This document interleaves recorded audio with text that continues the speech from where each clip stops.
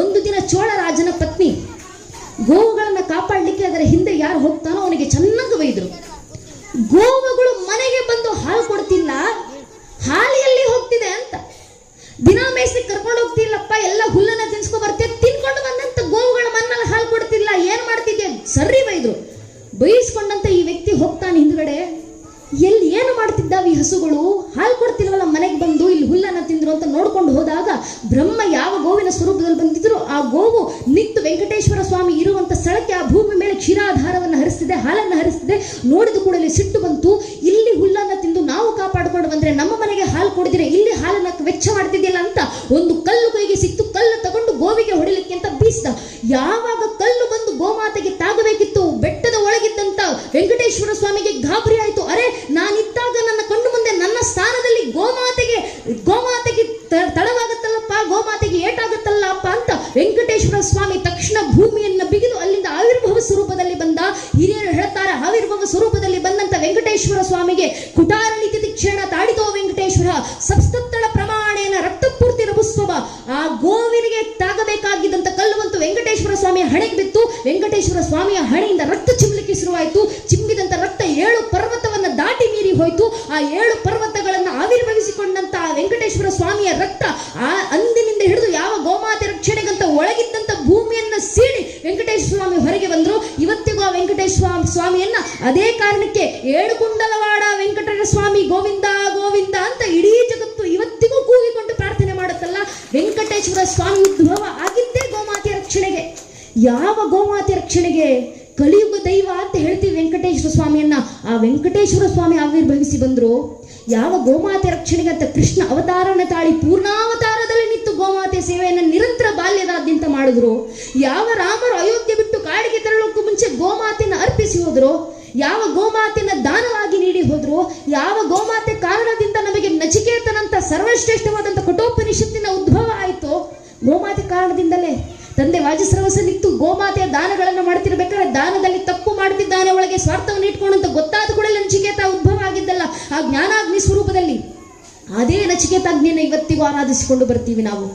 ಅದೇ ಗೋಮಾತೆ ಒಂದು ಪ್ರದಕ್ಷಿಣೆ ಮಾಡಿ ಬನ್ನಿ ಸಾಕು, ಏನೇನೋ ಮಾಡುವಂತ ಅವಶ್ಯಕತೆ ಇಲ್ಲ. ಒಂದು ಪ್ರದಕ್ಷಿಣೆ. ಅಹಲ್ಯೆಯನ್ನ ಮದುವೆ ಮಾಡಿಸಬೇಕು. ತಂದೆ ಸ್ಥಾನದಲ್ಲಿದ್ದಂಥ ಬ್ರಹ್ಮದೇವರು ಅಹಲ್ಯೆಯನ್ನ ಮದುವೆ ಯಾರಿಗೆ ಮಾಡಿಸ್ಬೇಕಂದಾಗ ಇಂದ್ರ ಮೊದಲು ಬಂದ್ರು, ನನಗೆ ಮದುವೆ ಮಾಡಿಸಿ, ನನಗೆ ನಿಮ್ಮ ಮಗಳ ಕೈ ಕೊಡಿ ಅಂತ. ಬ್ರಹ್ಮ ಹೇಳಿದಂತ ಒಂದು ಷರತ್ತು ಇಟ್ಟಂತ ಖರಾರು, ನನ್ನ ಮಗಳನ್ನ ಮದುವೆ ಆಗಲಿಕ್ಕೆ ಬರುವವನು ಇಡೀ ಭೂಮಿನ ಪ್ರದಕ್ಷಿಣೆ ಮಾಡಿ ಬರಬೇಕು. ಇವತ್ತಿನ ದಿನ ಯಾರು ಮೊದಲು ಬರ್ತಾರೋ ಅವರಿಗೆ ಅಹಲ್ಯೆಯನ್ನು ನೀಡ್ತೀನಿ ನಾನು ಮದುವೆಗೆ ಅಂತ. ಇಂದ್ರ ಹೋದ, ತನ್ನ ಅಷ್ಟು ಗಜಸೆ ಪಡೆಯನ್ನ ತಗೊಂಡು ಇಡೀ ಭೂ ಪ್ರದಕ್ಷಿಣೆಯನ್ನು ಮಾಡಲಿಕ್ಕೆ ನಾರದರು ತಕ್ಷಣ ಬಂದ್ರು. ನಾರದರು ಬಂದು ಬ್ರಹ್ಮದೇವರಿಗೆ ಹೇಳ್ತಾರೆ, ನೀವು ಕೊಟ್ಟಂತ ಷರತ್ತನ್ನ ಈಗಾಗಲೇ ಮುಗಿಸಿರುವಂತ ಒಬ್ಬ ವ್ಯಕ್ತಿ ಇದ್ದಾನೆ ಅಂತ. ಬ್ರಹ್ಮ ಆಶ್ಚರ್ಯ, ಇಂದ್ರನಿಗಿಂತ ವೇಗವಾಗಿ ಮುಗಿಸಿದವ್ರು ಯಾರಪ್ಪ, ಅಂತ ವಾಹನ ಯಾರ ಬಳಿ ಇದೆ ಅಂತ.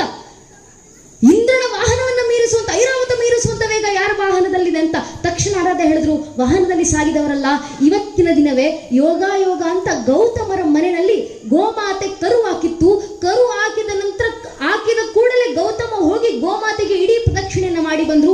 ಕರು ಹಾಕಿದಂತ ಗೋಮಾತೆಗೆ ಒಂದು ಪ್ರದಕ್ಷಿಣೆ ಹೋಗಿ ಬಂದ್ರೆ ಇಡೀ ಭೂ ಪ್ರದಕ್ಷಿಣೆ ಮಾಡಿದಂತ ಭೂಮಿಯ ಸಮಸ್ತ ತೀರ್ಥಕ್ಷೇತ್ರಗಳನ್ನ ನೋಡಿದಂತ ಸೌಭಾಗ್ಯ ಪ್ರಾಪ್ತಿ ಆಗುತ್ತೆ ಅಂತ ಶಾಸ್ತ್ರಗಳ ಮಾತು. ಅದನ್ನು ಗೌತಮ ಬೆಳಗ್ಗೆ ಮುಗಿಸಿದ್ದಾರೆ, ಅವರಿಗೆ ನಿಮ್ಮ ಮಗಳನ್ನ ಕೊಡಬೇಕು ಅಂತ. ಆಗ ಗೌತಮ ಮತ್ತು ಅಹಲ್ಯ ವಿವಾಹ ಆದದ್ದು. ಇದು ಎಷ್ಟು ನಿಜ ಪುರಾಣ. ನಮ್ಮ ಕಂಚಿಕಾಮಕೋಟಿ ಪೀಠದ ಪೀಠಾಧಿಪತಿಗಳಾಗಿದ್ದಂತ ಹಿರಿಯರು ಹಿಂದೆ ಇದ್ದರು. ಚಂದ್ರಶೇಖರ ಸರಸ್ವತಿ ಮಹಾಸ್ವಾಮಿಗಳು ಅಂತ, ಚಂದ್ರಶೇಖರೇಂದ್ರ ಸರಸ್ವತಿ ಮಹಾಸ್ವಾಮೀಜಿಯವರು 87 ವರ್ಷಗಳ ಕಾಲ ಪೀಠಾಧಿಪತ್ಯವನ್ನು ವಹಿಸಿಕೊಂಡಿದ್ದವರು. ಅವರು ಬದುಕಿದ್ದು 99 ವರ್ಷಗಳ ಕಾಲ.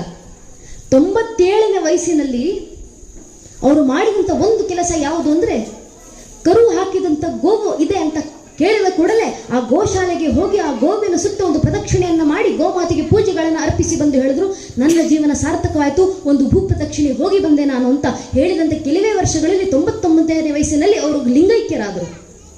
ಎಂಥ ಭಾವ ಅದು! ಅಂಥ ಪೀಠಾಧಿಪತಿಗಳ ಸ್ಥಾನದಲ್ಲಿರುವಂಥ ಆ ಮಹಾಸ್ವಾಮಿಗಳ ಗೋಮಾತೆಯನ್ನು ಅಷ್ಟು ಸರ್ವಶ್ರೇಷ್ಠ ಸ್ಥಾನದಲ್ಲಿಟ್ಟು ಆರಾಧಿಸ್ತಾರಲ್ಲ. ಯಾಕೆ ಆರಾಧಿಸ್ತಾರೆ? ಗೋಮಾತೆಗಿರುವಂಥ ಶ್ರೇಷ್ಠತೆ. ಆಕೆಯಲ್ಲಿ 3 ಕೋಟಿ ದೇವರುಗಳು ತುಂಬಿದ್ದಾರೆ. ಆ ಗೋಮಾತೆ ವಿಶ್ವರೂಪವನ್ನು ವರ್ಣಿಸ್ತಾ ವೇದಗಳಲ್ಲಿ ನಮ್ಮ ಹಿರಿಯರು ಗೋಮಾತೆ 2 ಕಣ್ಣುಗಳು ಸೂರ್ಯ, 2 ಕೋಡುಗಳು ಪರ್ವತಗಳು, ಕಿವಿ, ವಾಯು, ಗಂಟಲು ರುದ್ರ, ಹೆಗಲು ಬ್ರಹ್ಮ, ಹೃದಯದಲ್ಲಿ ವಿಷ್ಣು, 4 ಕಾಲುಗಳು 4 ವೇದಗಳು, 4 ಕಾಲುಗಳಲ್ಲಿರುವ 8 ಗೊರಸುಗಳು, 8 ದಿಕ್ಪದಿಗಳು, 4 ಸ್ತನಗಳು, ಚದುವು ಸಾಗರಗಳು, ಬೆನ್ನಿನಲ್ಲಿ ಭೂ ಭುವಾಸು ಮುಂತಾದ ಸಪ್ತಲೋಕಗಳು, ಹೊಟ್ಟೆ ಯಮ, ಹಣೆ ಯಕ್ಷರು, ನಾಲಿಗೆ ತುದಿ ಸರಸ್ವತಿ, ಬಾಲ ತುದಿ ಸರ್ಪ ಸಂತತಿಗಳು, ಮುಂಭಾಗ ಪಿತೃಗಣ, ಗೋಮೆಯ ವಸುಗಣ, ಮೂತ್ರ ಸಾಧ್ಯ, ನಾಭಿ ಅಮೃತ, ಮುಖ ಅಗ್ನಿ, ಎಲುಬುಗಳು ಯಜ್ಞದ ಸಂಕೇತ, ಗೋಮಾತೆಯ ರೋಮದ ತುದಿ, ಕೋಟಿ ಕೋಟಿ ದೇವತೆಗಳ ವಾಸಸ್ಥಳ. ಇನ್ನು ಗೋಮಾತೆ ಕೆಚ್ಚಲಿನಲ್ಲೂ ಅಮೃತವನ್ನ ಕಂಡ ಪರಂಪರೆ ಯಾವುದಾದ್ರೂ ಇದ್ರೆ ಅದು ನಮ್ಮ ಸನಾತನ ಹಿಂದೂ ಪರಂಪರೆ ಮಾತ್ರ. ಆ ಗೋಮಾತೆ ವಿಶ್ವರೂಪವನ್ನು ಆರಾಧಿಸುವಂತ ಸೌಭಾಗ್ಯ ನಮ್ಮದು. ಆ ಸೌಭಾಗ್ಯ ಭಗವಂತ ಸುಮ್ಮನೆ ಯಾರಿಗೂ ಕೊಡೋದಿಲ್ಲ. ಭಗವಂತ ನಮಗ ಸೌಭಾಗ್ಯ ಕೊಟ್ಟಿದ್ದಾನೆ ಅಂದ್ರೆ ನಾವು ಯಾವುದೋ ಪೂರ್ವ ಜನ್ಮದಲ್ಲಿ ಮಾಡಿದಂಥ ಸುಕೃತಿ, ಸೌಭಾಗ್ಯ, ಪುಣ್ಯ. ಆ ಪುಣ್ಯವನ್ನು ದಯವಿಟ್ಟು ವ್ಯರ್ಥ ಮಾಡ್ಕೊಳ್ಬೇಡಿ. ಮನೆ ಮಕ್ಕಳನ್ನ ಕರ್ಕೊಂಡೋಗಿ ಮನೆ ಮಕ್ಕಳ ಕೈಯಿಂದ ಗೋಮಾತೆಯನ್ನು ಆರಾಧಿಸಿ ಸಾಕು.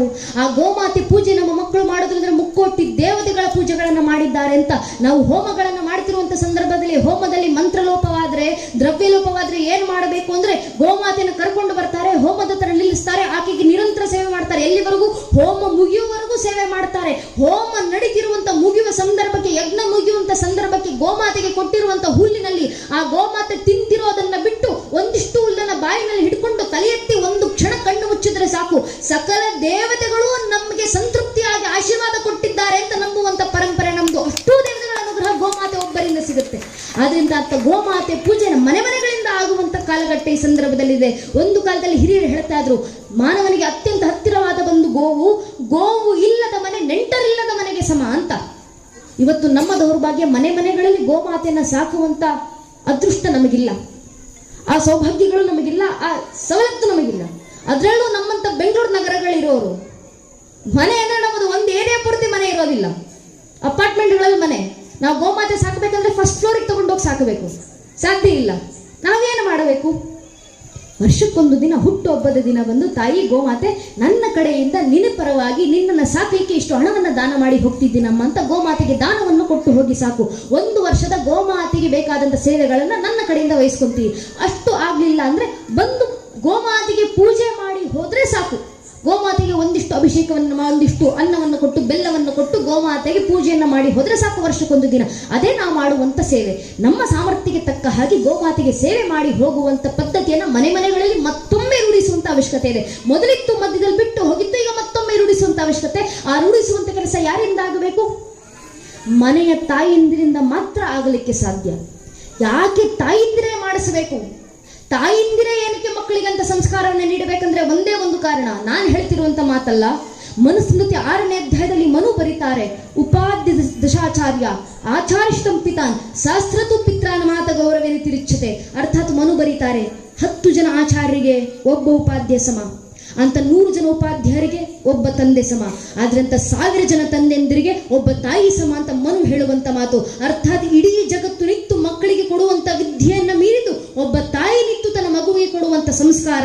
ಅಂತ ಸಂಸ್ಕಾರ ತಾಯಿಂದ್ರು ಕೊಡ್ಲಿಕ್ಕೆ ಶುರು ಮಾಡಿ, ನೀವು ಮಾಡಿದ್ದನ್ನ ಮಕ್ಕಳು ಮಾಡ್ಲಿಕ್ಕೆ ಶುರು ಮಾಡ್ತಾರೆ. ಇವತ್ತಿಗೂ ನಮ್ಮ ಮನೆಗೆ ಯಾರೇ ಬಂದ್ರು, ಅವ್ರ ಹೆಸರು ಗೊತ್ತಿದ್ಯೋ ಇಲ್ವೋ, ಅವರ ವಿಳಾಸ ಗೊತ್ತಿದ್ಯೋ ಇಲ್ವೋ, ಅವರ ಪರಿಚಯ ಇದೆಯೋ ಇಲ್ವೋ, ಮನೆ ಮುಂದೆ ಯಾರು ಬಂದ್ರು ದಾಹ ಆಗ್ತಿದೆ ಅಂದ್ರೆ ಅವ್ರಿಗೆ ನೀರು ಕೊಡ್ತೀವಿ ನಾವು. ತೃಷೆ ಆಗ್ತಿದ್ಯಾ ನೀಗಿಸ್ಕೊಳ್ಳಿ ಅಂತ. ಮನೆಗೆ ಹೊಟ್ಟೆ ಹಸು ಅಂತ ಯಾರು ಬಂದ್ರು ಅವ್ರನ್ನ ಮನೆಗೆ ಕರ್ಕೊಂತೀವಿ, ಅವ್ರಿಗೆ ನಮ್ಮ ಕೈಲಾದಷ್ಟು ಊಟವನ್ನು ಹಾಕ್ತೀವಿ, ಅತಿಥಿ ಸತ್ಕಾರ ಮಾಡಿ ಕಳಿಸ್ತೀವಿ. ಯಾಕೆ? ಶಾಸ್ತ್ರಗಳಲ್ಲಿ ಓದಿದ್ವಿ ಅಂತಲ್ಲ, ಕಠೋಪನಿಷತ್ನಲ್ಲಿ ಯಮ ಕೂತು ನಮಗೆ ಹೇಳಿಕೊಟ್ಟ ನಚಿಕೇತನ ಮೂಲಕ ಅನ್ನೋ ಕಾರಣಕ್ಕಲ್ಲ. ಬದಲಿಗೆ ನಮ್ಮ ತಾಯಿ ಮರೆನ ದಿನನಿತ್ಯ ಇದನ್ನು ಪಾಲಿಸಿಕೊಂಡು ಬರ್ತಿದ್ರು. ಮನೆಗೆ ಬಂದ ಯಾರನ್ನು ಕೂಡ ಹೊಟ್ಟೆ ಹಸುವಿನಿಂದ ಹಾಗೆ ಕಳಿಸ್ತಿರ್ಲಿಲ್ಲ, ಊಟ ಹಾಕಿಯೇ ಕಳಿಸ್ತಿದ್ರು. ಆ ನಮ್ಮ ತಾಯಿ ಆ ಕೆಲಸ ಮಾಡಿದ್ರಿಂದ ಆ ಪದ್ಧತಿ ನಮಗೆ ಬಂತು ಅನ್ನೋ ಕಾರಣದಿಂದ ತಾಯಿ ಮಾಡಿದ್ದನ್ನು ನೋಡಿ ನೋಡಿ ಕಲ್ತ್ಕೊಂಡು ನಾವು ತಾಯಿ ಹೇಳ್ಕೊಡುವಂತ ಅವಶ್ಯಕತೆ ಬರಲಿಲ್ಲ, ಮಾಡಿ ತೋರಿಸಿದ್ರೆ ಸಾಕಾಯ್ತು. ಆದ್ರಿಂದ ತಾಯಿ ಹೇಳುವಂತ ಮಾತು ಮಕ್ಕಳಿಗೆ ವೇದವಾಕ್ಯ, ತಾಯಿ ನಡೆಯುವಂತ ನಡೆಗೆ ಮಕ್ಕಳಿಗೆ ವೇದ ಸಾಹಿತ್ಯ. ತಾಯಿ ಮಾಡಿ ತೋರಿಸಿ ಸಾಕು, ಮಕ್ಕಳು ಅದನ್ನು ಪಾಲಿಸಲಿಕ್ಕೆ ಶುರು ಮಾಡ್ತಾರೆ. ಇವತ್ತು ತಾಯಿಂದರು ಮಾಡಬೇಕಾಗಿರೋ ಕೆಲಸ ಯಾವುದು? ದಿನನಿತ್ಯ ಸಂಧ್ಯಾಕಾಲದಲ್ಲಿ, ಒಂದು ಕಾಲಕ್ಕೆ ನಮ್ಮ ತಾಯಿಂದರು ಸಂಧ್ಯಾಕಾಲ ಆದ ಕೂಡಲೇ ಮನೆಯಲ್ಲಿ ದೇವರ ಕೋಣೆಯಲ್ಲಿ ಪೂಜೆ ಮಾಡಿದ್ರು, ತುಳಸಿ ಕಟ್ಟೆ ಆರಾಧನೆ ಮಾಡಿ ದೇವಸ್ಥಾನಗಳಿಗೆ ಬರ್ತಿದ್ರು. ಮಠಮಂದಿರದಲ್ಲಿ ಒಂದೊಂದು ದೀಪ ಹಚ್ಚಿಟ್ಟು ಹೋಗ್ತಿದ್ರು ನಮ್ಮ ತಾಯಿಂದರು. ಯಾಕೆ? ಆ ತಾಯಿಂದರಿಗೆ ಸ್ಪಷ್ಟವಾಗಿ ಗೊತ್ತಿತ್ತು, ನನ್ನ ಮನೆಯಲ್ಲಿ ಒಂದು ದೀಪ ಹಚ್ಚಿಟ್ರೆ ನನ್ನ ಮನೆ ಬೆಳಗುತ್ತೆ. ಅದೇ ಒಂದು